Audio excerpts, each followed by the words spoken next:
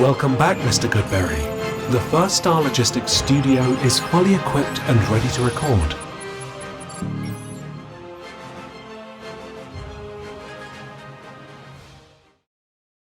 Welcome back to Bengals on the Brain, presented by First Star Logistics. I'm your host, Joe Goodberry, episode 137, as we get back to our twice a week episode run of Bengals on the Brain. We're going to put a bow on the 2024 season. And yeah, we'll still watch film. There'll still be player evaluation. There'll still be discussion about last season in order to prevent these things from happening. I guess we don't have much control over that. But I wanted to end the 2024 season by handing out awards. And some of them are good awards. Some of them are not so good awards. We have fun with it. I put them on Twitter, on X, received thousands of votes. I want to go through the results, give my take on who I voted for, but also touch on some of the NFL awards coming up and place the Bengals, and maybe a few of these guys would get it. A few points I've been wanting to bring up for a while, whether that be MVP, Offensive Player of the Year, and Defensive Player of the Year. The Bengals should have a candidate for all three, and we'll see how they go. But for our own awards, for the Bengals awards, and I put them up on Twitter, as I said, 18,000 results on the first one. MVP, most valuable player for 2024, was obvious.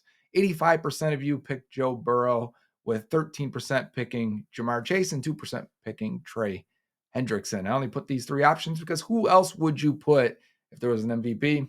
Rhetorical question. I don't need an answer, actually. These are the three guys. And Joe Burrow, last year's results were Trey Hendrickson, actually, because Burrow went down. Burrow healthy all year, one of the most valuable players in the entire NFL, if not the most valuable player in the NFL. And I think that's where the discussion will go here for a minute, is what does that mean to you, most valuable? What does it mean to other people? I see that now on discussions, whether that's on TV, on the internet, other YouTube shows. Some people believe the most valuable player should go to the best player or who had the best season. I think we should have our opinions more than just straight numbers. It should be, who do you feel is most valuable? And every argument I see that says, well, if you take this guy off the team, they win 2 games. That's true with all of these guys. It's true with all of them. So I don't like to use that. Although I feel that's 100% true with Joe Burrow. Despite them winning a few games with Jake Browning last year, I think over a course of a full season, you would see that wouldn't be the case, that Browning could keep it up. So to me, why Burrow is so important and so valuable to the Bengals is because of everything he does. I think if you've been watching Hard Knocks, all the things we knew about how involved he was in the offense, all the tweaks and adjustments they make, the entire offense is built around him and really solely him. And then this year, getting Jamar moved around more, which credit to Dan Pitcher. We'll get to that a little bit when we talk about Coach of the Year, which, yes, was a thing I did ask. But will Joe win it for the National Football League MVP? I don't think so, because they didn't make the playoffs. Yeah, they finished with a winning record, but I do believe you have to be one of those top 4 seeds. Even Lamar winning it last year was largely because they were the number 1 seed. It wasn't a great year for MVPs last season. He won it because they were the top seed in the AFC, and he had a good year, not a great year. This year, Lamar's having a historical season. I think there's a chance he wins it, although because he won it last year and Josh Allen had better numbers than Lamar did, I think there's a chance the voters have a little bit of fatigue with Lamar and say, Josh has been deserving so many years, and now the roster has completely flipped from the Bills. If you remember that 13-second game, the Bills-Chiefs playoff game, 2021, they had to be divisional round because the Bengals went and played the Chiefs afterwards. One of the greatest playoff games we've ever seen, right? Everyone loved that. Look at the team now for Josh Allen from that year to this year. They have completely wiped the offense other than Deion Dawkins at left tackle. It's a brand new offense. Everyone has been come and gone. Maybe give you a little idea of how the Bengals could build around Burrow in the future. Doesn't sound like they're going to do that. They're going to try and keep T. They're going to try and keep Jamar and Trey Hendrickson. But for the Bills, they have gone clean house, and yet he is still putting up good numbers, still leading them to a top 2 seed in the AFC. I think it'll be Josh Allen for 2024 MVP. But for the Bengals, I think you guys got it right. Bengals fans got it correct. In time for the next award is Offensive Player of the Year. And I like that the fans went in this direction because if you give Joe Burrow the MVP, I'm okay with giving Jamar Chase the offensive player of the year. 78% go with that. Some sympathy votes, I think, for Chase Brown and T. Higgins. They're each getting 1%, although both guys were great and they deserve awards in their own way. Not that we need to hand out awards for everyone, but I think later I've got a breakout player of the year, which I think we can tell that probably be a runaway for Chase Brown, but 78% go with Jamar Chase here, which brings up the offensive player of the year for the NFL.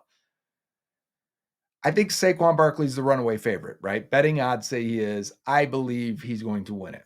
2,000 yards rushing, the impact he's had between the Giants to the Eagles, and then Jalen Hurts went down. Jalen Hurts did not have as great of a year this year.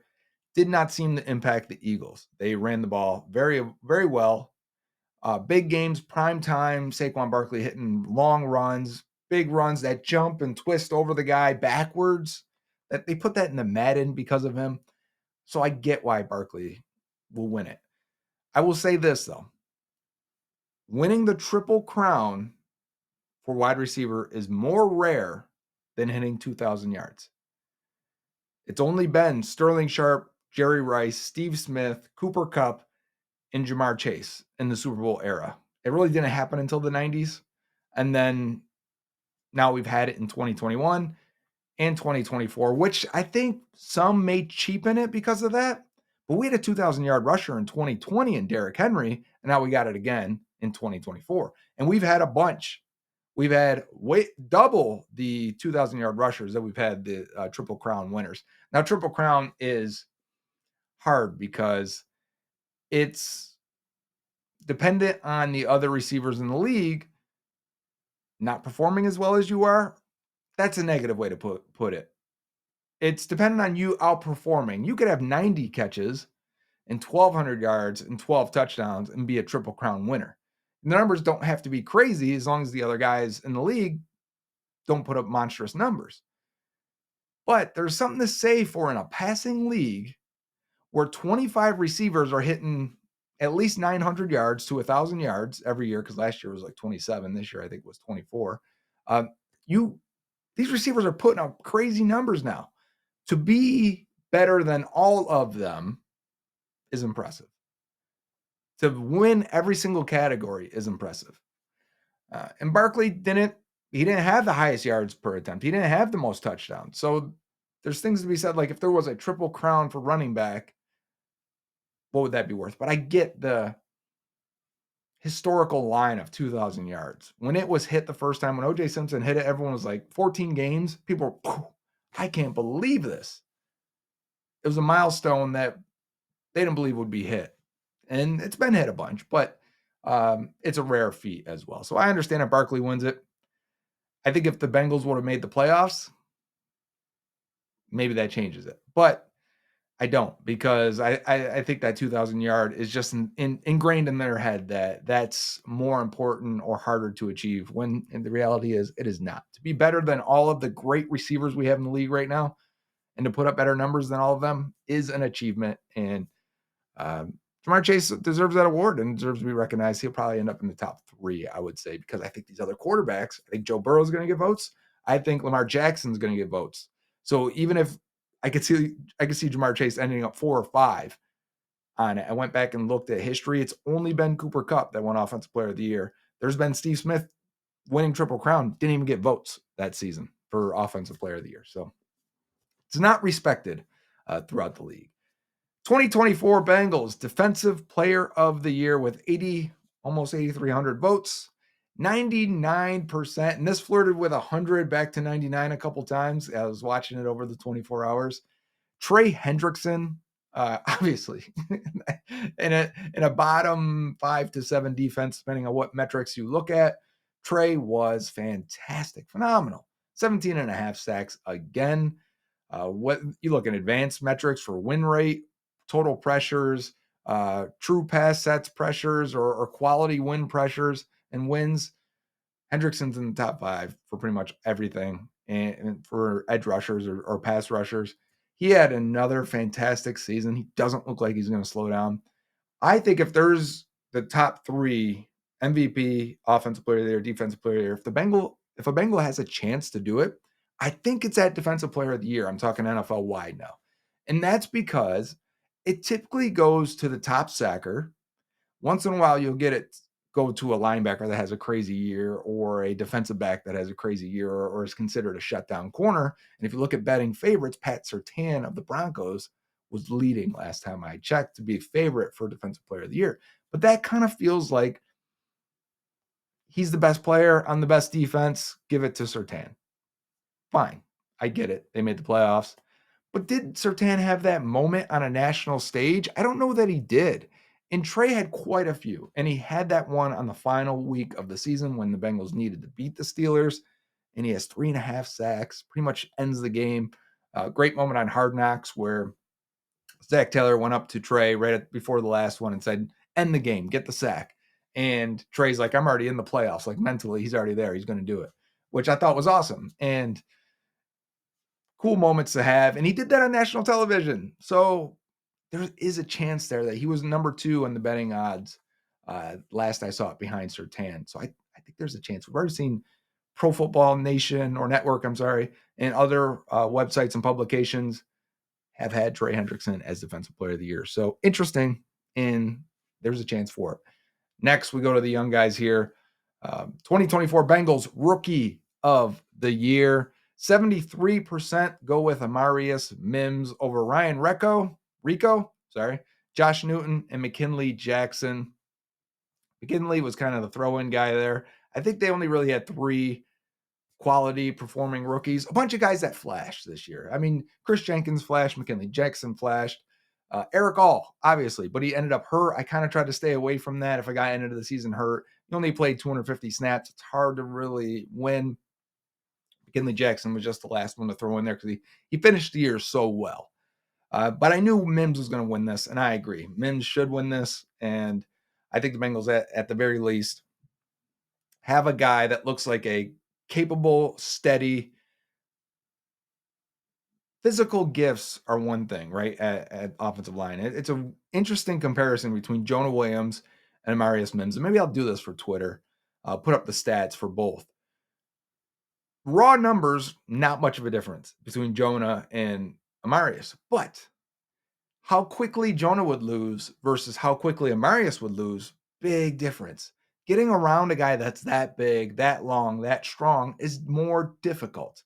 You can do it because he's still young and his hand usage and the timing and everything is still, you have to beat him in different ways. With Jonah, it was physically dominating that guy in order to get the pressure. And that felt worse. I think that pressure sometimes affected Burrow differently when that guy's got just knocks through Jonah right into him, into the quarterback. And Mims didn't really have those. He never really got bullied into Joe Burrow at all. It was knocking the hands down and beating him around the corner if you're going to beat him. Run blocking, there's still a ways to go for Mims, but with the new O-line coach, now that the Bengals have fired Frank Pollock, that could get better. I think that's one of the big things is getting the run game fixed under the new offensive line coach, which can help Mims a ton. But 73% here, I think the people got it right. And I think we should be excited about Mims' future in the NFL with the Bengals. Next up is 2024 Bengals Coach of the Year. Now, some people wanted to abstain from this and not even vote.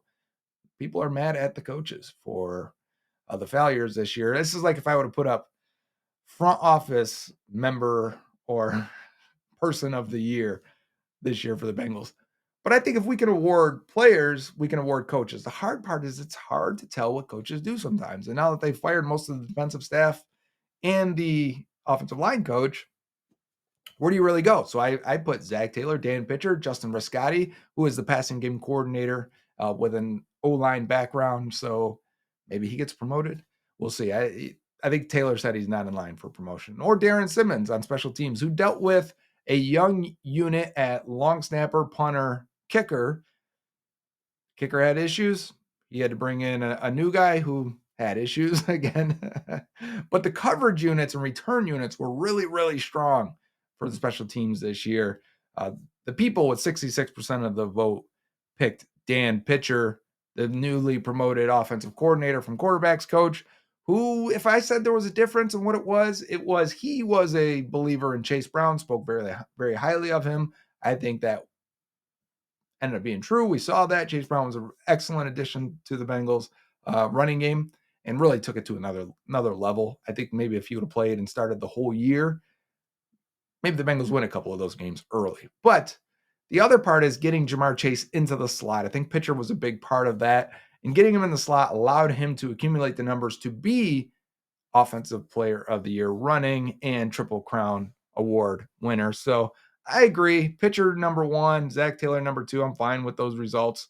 I probably would have went pitcher myself as well. Next up is Special Teams Player of the Year. And I think all four of these guys are deserving, plus maybe some guys I left off here. Number one, for the fans here, 59% said Ryan Rico at punter, the rookie punter who was signed midway through camp after they weren't happy with the top two guys they had. And Rico, with a bomb of a leg, hit quite a few. I think the only negative was a couple of the holds that were bad. Obviously, the Ravens game at the end, was that in overtime? And I believe it was. If you have that, the Bengals are probably in the playoffs, but can't knock the guy for having one or two bad punts or holds throughout the year when the rest of his were really, really, really good. And I think he has the record now for yards per attempt for punting in Bengals history. So I'm with it. The guy, though, I would have voted for is Tyson Anderson, who got 20% of the vote.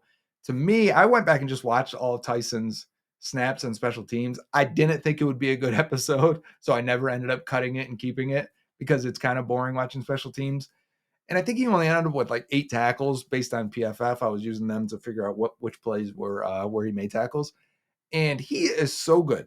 He is so good in blocking, in defeating blocks. He's fast. We know he's athletic.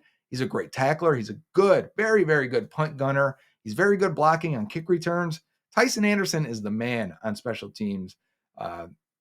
Very good, but the next two guys are also very, like the next couple of years, Tyson Anderson and Mama John Meta are going to be key special teams core players. And John Meta had the most special team snaps of any defensive or any player for the Bengals this year. Getting only 7% of the votes here, got to watch him on film. He is good in that regard.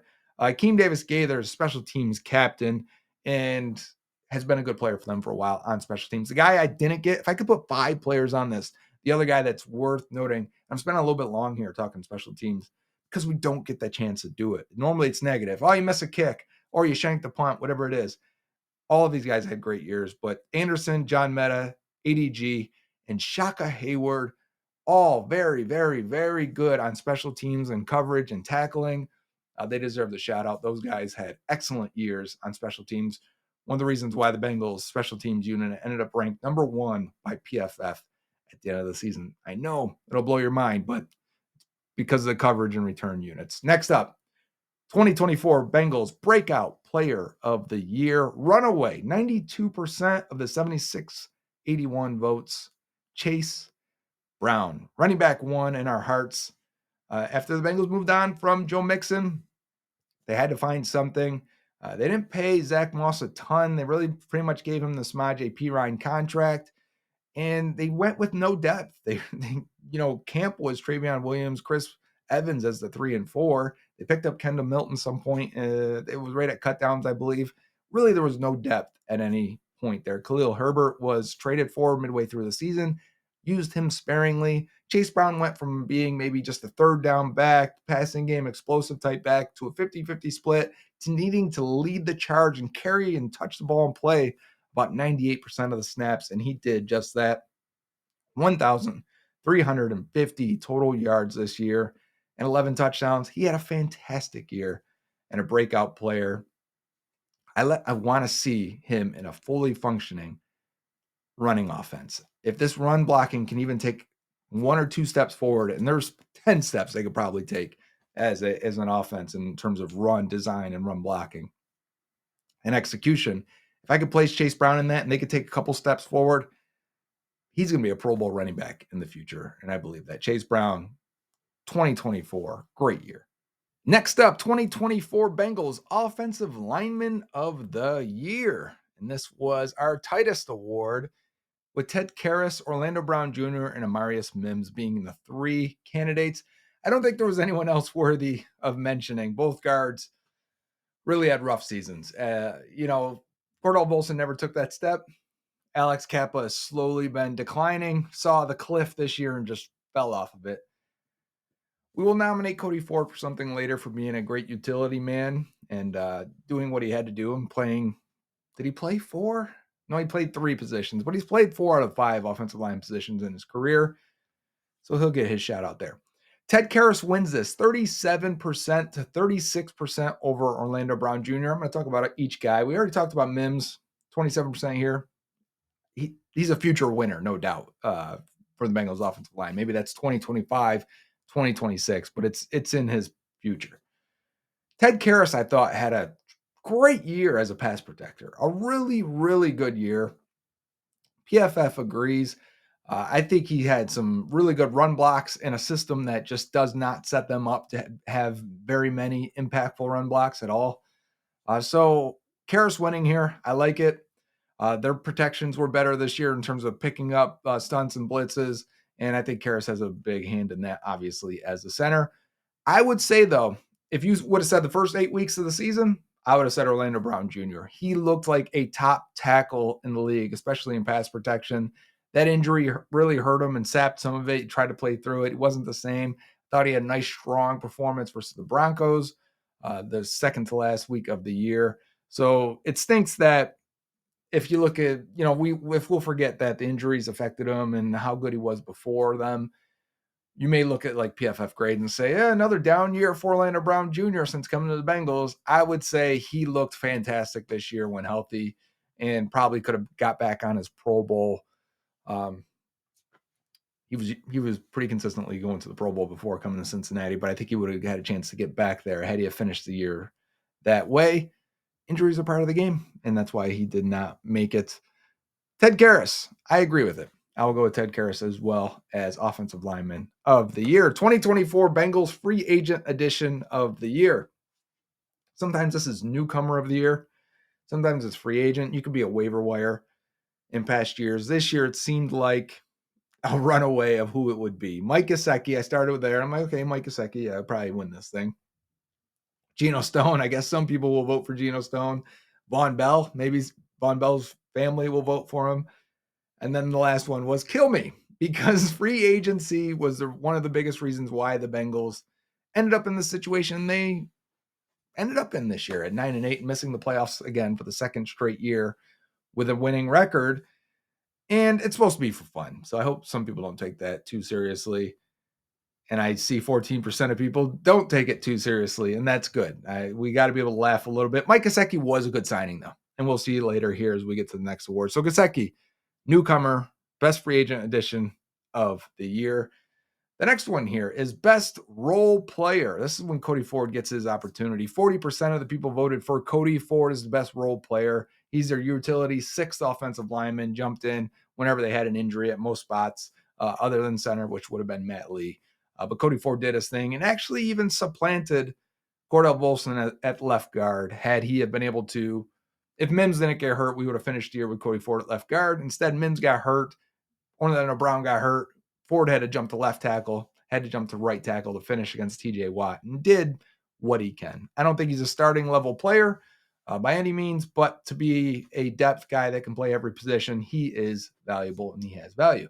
Akeem Davis-Gaither, special teams captain, 3rd linebacker, had a role early in the year. Remember week 2, he had the interception versus Pat Mahomes as a nickel dime type linebacker.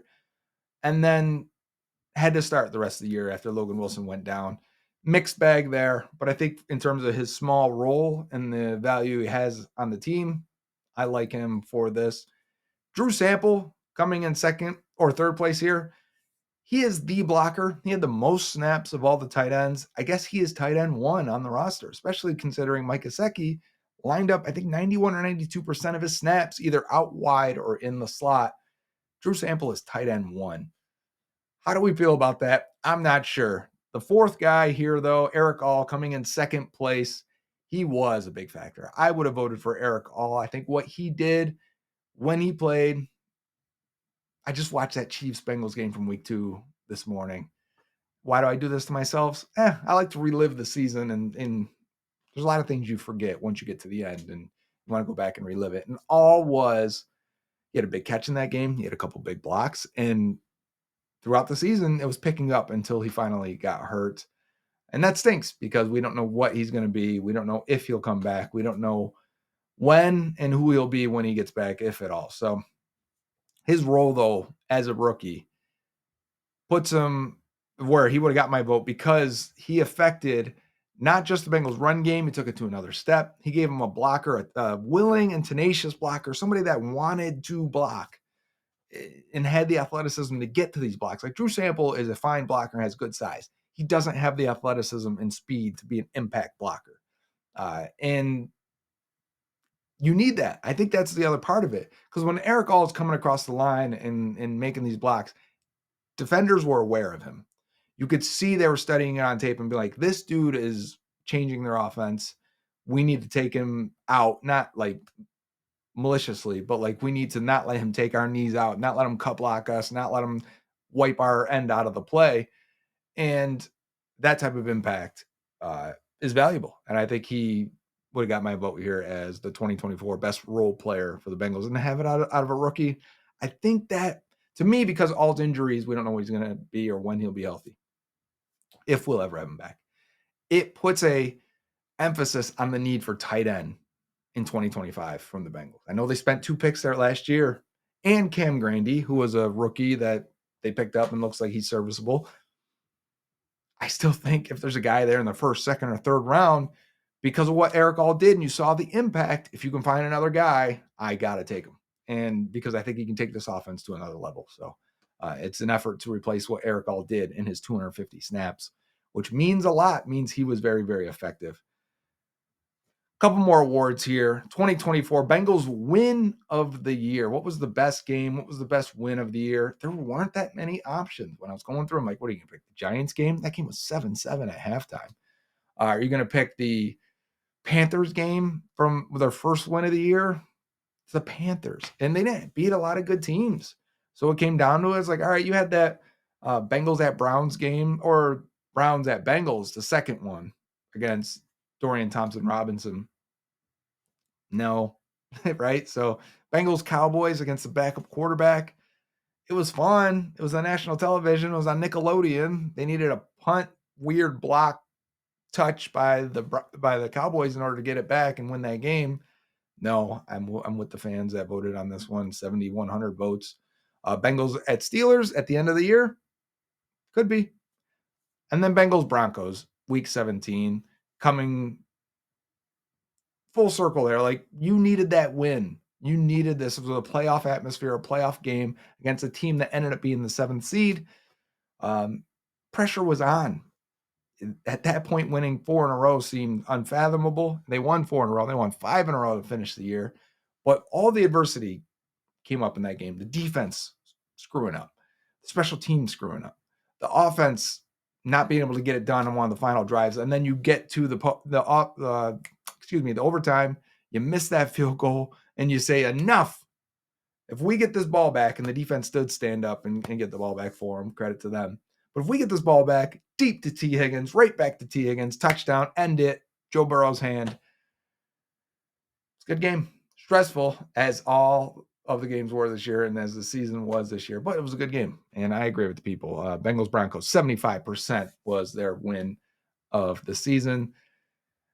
Now, on the flip side, 2024 loss that hurt the most. Not just hurt you the most in your heart. What hurt this team from getting to the postseason the most? I'm with you guys. There's a 3-way split here. I'm surprised more people didn't pick this final one, Bengals at Chargers, because to me, that was a very winnable game. The Chargers got into the playoffs. If you would have beaten them, you would have been over them in the playoffs. You would have taken them out of the playoffs. You would have had the tiebreaker. So to me, like, am I right? Yeah, on the math there. So I get it. But week 1 versus the Pats, you should have beaten the Pats. I watched that game too before I went to the Chiefs because I'm going to watch them in order. Oh, Burrow did not play good in that game. You got to figure out how to get Burrow to play better in the first 2 weeks of the year. If you can, he's 1-8 in the first 2 weeks. I think he ended up being 1-9 after the Chiefs lost then. Or were those numbers before or after? I looked at old numbers. Either way, it's bad. It's bad in the first 2 games of the year. Zach Taylor's got to figure it out. how do I get Joe Burrow playing better? How do we lean on the run game, play action, screens, take it out of his hands if you have to. But you got to come out of the gate swinging. You should never lost that game. Scoring 10 points. Ridiculous for a team that ended up averaging afterwards 28 points per game. Inexcusable. Week 2 versus the Chiefs, you handled that game. That was in control. You were up by 2 scores, and then Burrow fumbles, gets returned for a touchdown. You screw it up at the end on a 4th and 13 or 4th and 16. I think it was 4th and 16. How does that happen? And you allow KC to beat you. You would have been in the playoffs with that one. And then pick a Ravens game because, yes, the Bengals should have won either one of those games. You allowed the Ravens to come back in the second one. You go for 2 and you don't get it. And I like the call, or I like the decision to go for it. And then the first Ravens game, you were up big. You're up by 2 scores. Lamar fumbles. It should be game. And you missed the field goal off of a terrible hold.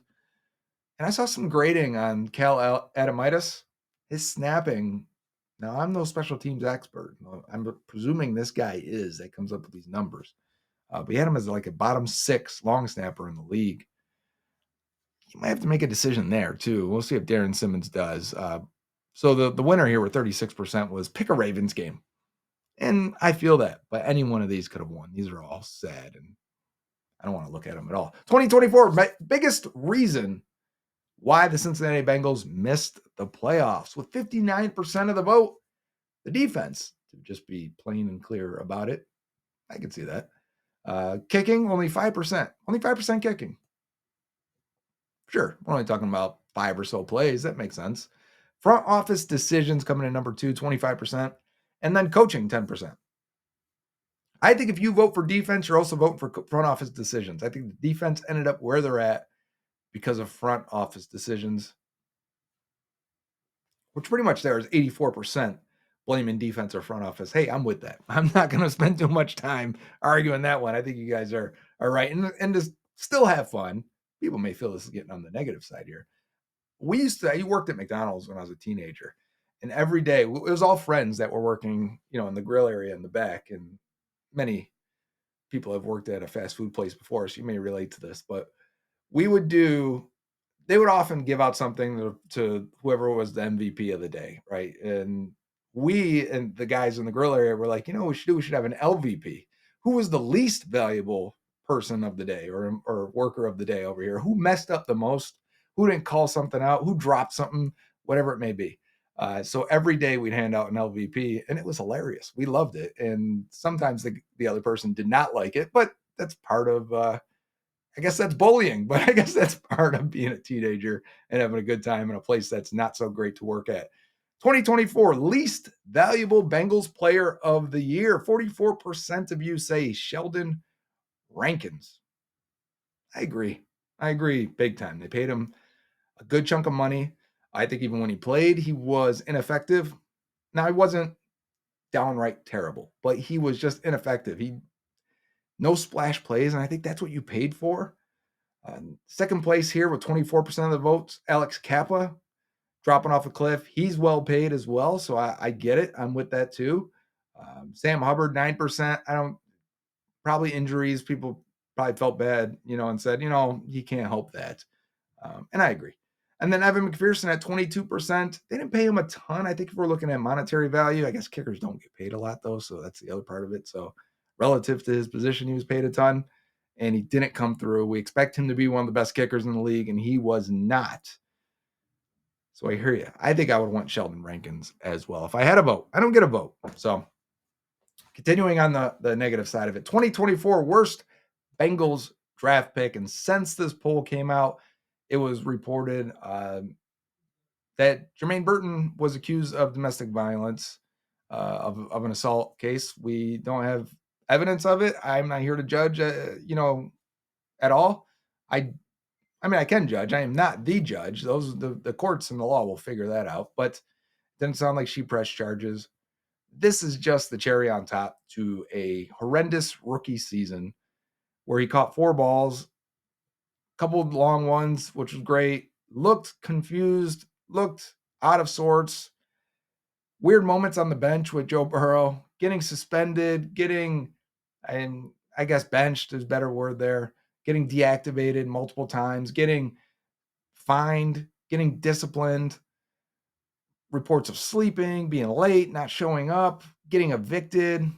So many things that run away here for worst draft pick, 78%. I don't want to spend too much time because I feel bad completely to all these guys because they could all still have fine careers. Tanner McLaughlin, rarely got to see him, I think 5 offensive snaps for him.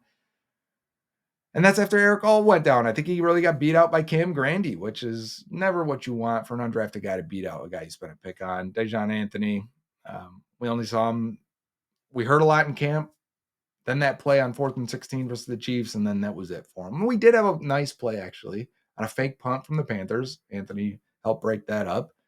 But and then Chris Jenkins, number 3. I only put Chris Jenkins because he ended the year kind of rough. He started injured, and then he ended injured and rough. So I'm glad he only got 3% of the vote because I don't think he was I don't think he was in the running for worst pick. Now, to bring it back around now, 2025, biggest need for the Bengals: interior defensive line, interior O-line, pass rushers, which could be edge, interior, could be a linebacker, or other. Could have been whatever, if you said tight end, running back, corner. I think corner is a bigger need. Safety. And people did comment on those other needs there. The winner with 37%, interesting to me. And I agree. I would also have voted interior offensive line because they were so bad that even if you get average play there, that should be a big impact. But also, if you told me their 2 biggest needs are interior defensive line, interior O-line, I would agree. But protecting Burrow is more important than anything. They need pass rushers. They need to get better pass rushing. Wholeheartedly agree. But interior O-line is protecting the franchise and keeping this offense at a level that they can win 9 games at. And I think that's important. And maybe it even gets better, which would be welcomed, I think, by everyone. So I'm with you. Close race, though, but interior offensive line. 2025, next question. 2025, Bengals' highest priority this offseason. So for them, their highest priority. Number 1, extend Jamar, sign T. Higgins, extend Trey Hendrickson. 1%. People say 1% extend Trey. Guys, wake up. We need to extend Trey. That's definitely. Oh, number 4, get it together. Yeah, I agree. Never mind. That should have won outright. 64%. Get it together. I'm with you. I agree. 7,200 votes on that. Next question. Other than T. Higgins, who is the Bengals' biggest free agent? So no T. Higgins. We're going to eliminate that. Let's say they extend T. Higgins before free agency comes, because they should. Or else you got to slap the tag on him, which you should. Mike Gesicki, Mike Hilton, or B.J. Hill. Pretty evenly split here. Gesicki winning 43% of the vote. Mike Hilton 25%. B.J. Hill 32%. Now, I actually think in his role, the best player here is Mike Hilton. But I think they're all role players. B.J. Hill is good at all phases. You can keep him out there, and he's a good player. But is he an impact player? Or is he just a quality B level, B- level player? I think that's fair and true. Hilton, they're already taking him out in nickel and 3rd and long situations. Would another defensive coordinator do that? Maybe not. Maybe they want to keep Mike Hilton. But Gesicki, I thought, was a very good fit. If you wanted to say like Hayden Hurst, Irv Smith, C.J. Uzama, Tanner Hudson, Mike Gesicki, all the tight ends of the Joe Burrow era, I think Gesicki was the best fit in terms of what they do, spreading it out and letting him run routes. And every time T. Higgins was down, Gesicki stood up and had big games. But he's a receiver completely. So, is he the best tight end fit? Maybe, but he's also a receiver. He's not a tight end. I think Mike Hilton is the best player here, and I will be sad to see him go if they don't make him a priority. But also, I would understand it. They spent a lot on corner. Cam Taylor-Britt, Dax Hill, DJ Turner, Josh Newton. They've got DJ Ivey back there. You've got 5 guys that you can mix in. They'll probably spend another draft pick at some point on a corner. They may not make Mike Hilton a priority. And then if BJ Hill's going to get $12 million a year, is he worth that? I don't think he is. I'd rather spend 15, 16, 17, 18 on an Osia Digizua or a Milton Williams and really making an impact position. So I'm with you guys. Mike Gesicki, number 1 priority. Last question as we wrap up the show. This is for you guys to call your shot. I want to see it in the comments. If you didn't vote, or maybe you make your, we're going to come back to this. Maybe we'll have a prize to give away. Maybe you can be real specific of it to win this prize. Call your shot early. It's January. I understand that.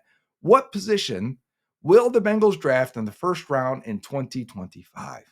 First round pick this April. Where do they go? Defensive tackle, DN, defensive back, offensive line. And if you leave a comment and say other, tight end, corner, running back, wide receiver, safety, let me know what it is, what you think it'll be. And even if you say the player, that'll help break some ties here. So say, get specific with it. Say defensive end, say James Pierce, say defensive tackle, say Kenneth Grant. And then maybe we can give something out for those guys. But 35% said defensive tackle. I went back and looked at last year. 35%. Number one was also defensive tackle in 2024. So 2 years in a row, we're saying defensive tackle. I wonder if it'll happen or not. That makes it interesting. This has been Bengals on the Brain, presented by First Star Logistics. Our 2024 awards for the Bengals season as they finish 9-8. From here next week, we are looking forward. By then, hopefully we have an offensive line coach, maybe a defensive coordinator. If we do, we'll be able to watch film, maybe talk about what they bring to the table and what we should expect, the impacts of the players and decisions. We've got some film to get to. We can't go too long without a film episode. I am ready to dip into college prospects, and I can't wait for that. Until next time, Uday. Dave Lapham here, and every day I am grateful for my experience to have played professional football. As a player, I realized self-motivation, leadership, and appreciating your teammates are key. At First Star Logistics, you can use those same attributes to create the life you want for you and your family. Build your future by working hard like I did. You'll see results both on and off the field. Call First Star Logistics today and be part of our winning team. Opportunity knocking.